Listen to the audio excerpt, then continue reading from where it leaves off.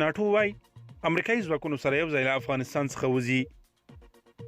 له هغه وروسته چې د امریکا ولسمشر ټرمپ تر راتلونکي کرسمس د خپلو پاتې سرتیرو راایستلو اعلان وکړ، د ناټو عمومي منشي ینس ټولټنبرګ وایي امریکا سره یو ځای راغلي او یو ځای به له افغانستان څخه وځي. نوموړي دغه څرګندونې په بروسلز کې خبریالانو سره د خبرو پر مهال کړي دي. ینس وایي کله چې مناسب وخت راشي په ګډه به راوځو. دا د ناټو د غړو هیوادونو پیغام و او همدا به مو پیغام وي. له بل لوري د امریکا د ملي امنیت شورا سلاکار اوبراین هم ویلي چې هیواد پلان لري د راتلونکي کال تر پیلېدو وړاندې په افغانستان کې د خپلو عسکرو شمیر تر ټولو ښکته کچې ته راټیټ کړي. نوموړي ویلي دا د دې لپاره چې ډیری عسکر کرسمس په خپل هیواد کې له خپلو کورنیو سره ولمانځي.